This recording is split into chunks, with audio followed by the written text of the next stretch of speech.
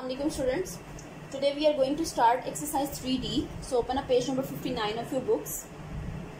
This exercise includes questions which are to be solved by Brodmann's rule, in which B stands for brackets, D stands for division, M stands for multiplication, A stands for addition, and S stands for subtraction. I hope you all must be familiar with this operation already. So ये जो सब operations हैं, ये जो सब चीज़ें हैं इसमें लाइक ब्रैकेट्स हैं आपके पास, मल्टीप्लिकेशन करते हैं हम मैथ्स में, डिवीजन करते हैं, एडिशन करते हैं, सब्ट्रैक्शन करते हैं, इन सबको हम इन जनरल ऑपरेशन या फंक्शंस कहते हैं। ये मैथ्स के ऑपरेशंस होते हैं या इनको हम फंक्शंस कहते हैं। सो ऐसे क्वेश्चन जिसमें मोर देन वन फंक्शन या ऑपरेशन हमें परफॉर्म करना हो तो उसमें हम यूज़ करते हैं ब्रॉडमैन्स रूल। हमारे पास कोई भी क्वेश्चन है उसमें हमें एडिशन भी नज़र आ रहा है, मल्टीप्लिकेशन भी नज़र आ रहा है, सब्ट्रैक्शन भी नज़र आ रहा है, तो हम वहाँ पे कि हमें कैसे पता चलेगा किस तरह से हमने सॉल्व करना है या पहले हमने कौन सी चीज़ परफॉर्म करनी है। हम वहाँ पे ब्रॉडमैन्स रूल अप्लाई करते हैं। लाइक अगर आपके पास एक क्वेश्चन है, यहाँ पे लिखा हुआ है आपके पास 3 + 8 मल्टीप्लाई बाय 2 - 6। सो इसमें ये नहीं करना कि आपने सबसे पहले 3 और 8 आ रहा है तो इसको आपने सॉल्व कर लेना है, उसके बाद इसको इससे सॉल्व कर लेना है एंड देन इससे। इस तरह से ये नहीं होता। यहाँ पे इस तरह के क्वेश्चंस में हम ब्रॉडमैन्स यूज़ करते हैं, जहाँ पे हमारे पास 1 2 3, यहाँ पे हमारे पास मोर देन वन फंक्शन है तो हम यहाँ पे ब्रॉडमैन्स अप्लाई करेंगे। ब्रॉडमैन्स में सबसे पहले अगर हम देखें तो हमारे पास यहाँ पे क्या है, प्लस है, यानी कि एडिशन, मल्टीप्लिकेशन और सब्ट्रैक्शन। सो हम इसका ऑर्डर क्या लेके चलेंगे, सबसे पहले मल्टीप्लिकेशन, फिर एडिशन, फिर सब्ट्रैक्शन। सो अब हम अपनी एक्सरसाइज पे चलते हैं। फर्स्ट ऑफ ऑल हमारे पास फिल इन द ब्लैंक्स हैं। Question number 1 is fill in the blanks. So इसमें पार्ट ए है, हम वो करेंगे।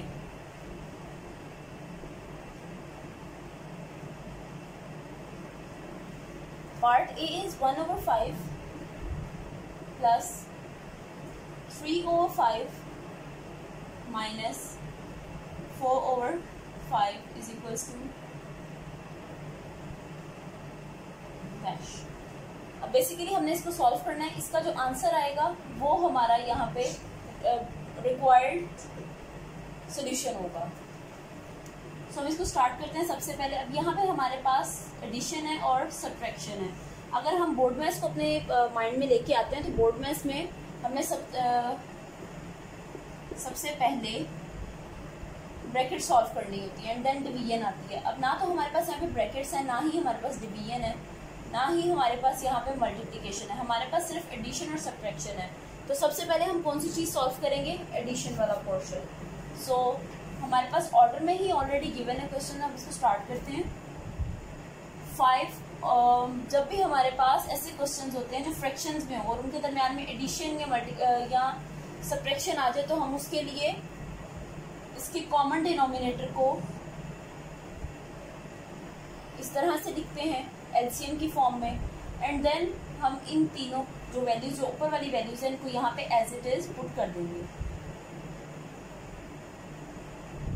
ऑलराइट, अब यहाँ पे हमारे पास 1 + 3 है।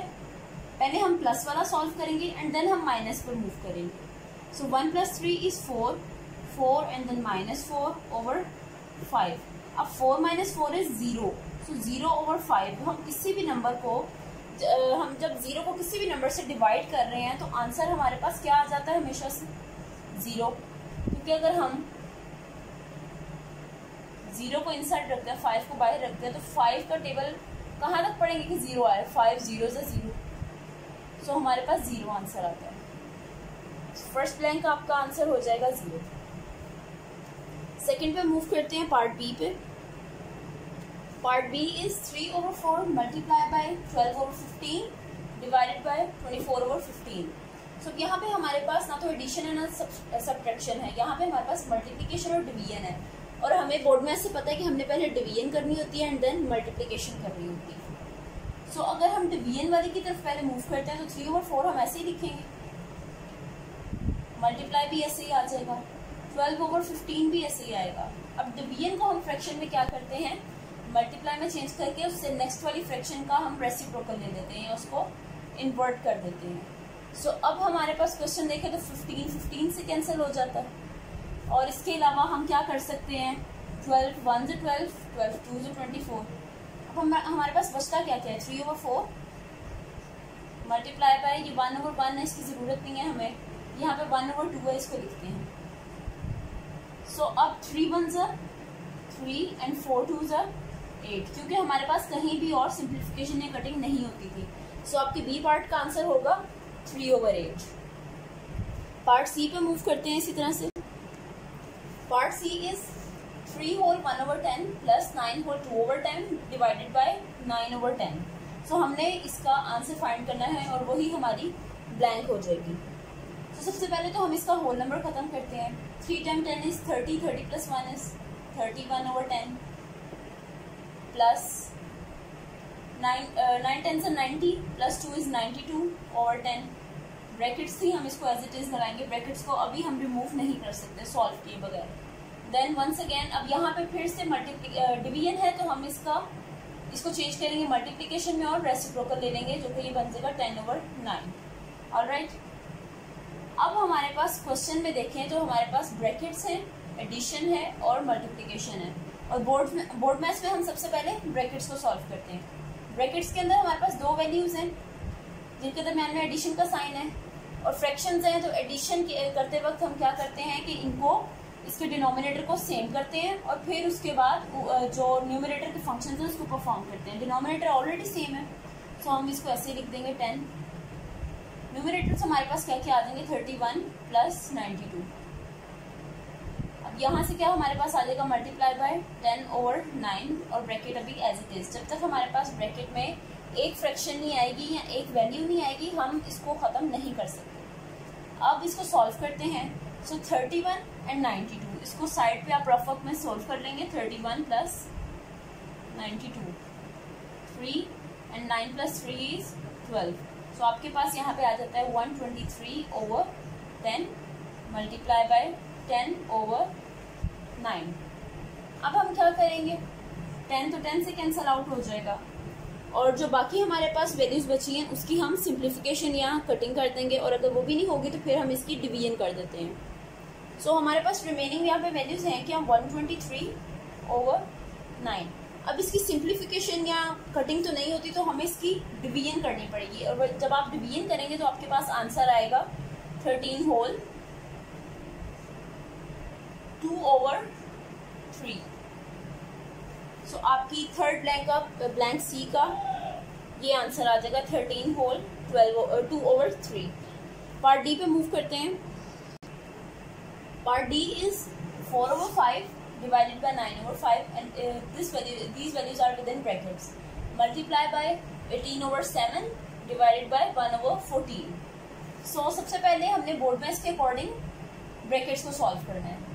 इसको सॉल्व करने के लिए हमें इसके अंदर वाली जो वैल्यूज हैं उसके साथ जो ऑपरेशन लिखा होगा इसको सॉल्व करना पड़ेगा। यहाँ पे डिवीजन का ऑपरेशन है तो हम क्या करेंगे, 4/5 डिवीजन को चेंज किया मल्टीप्लाई में, और नेक्स्ट हमारी जो फ्रैक्शन है वो इन्वर्ट हो जाएगी। तो ये 5/9 हो गया।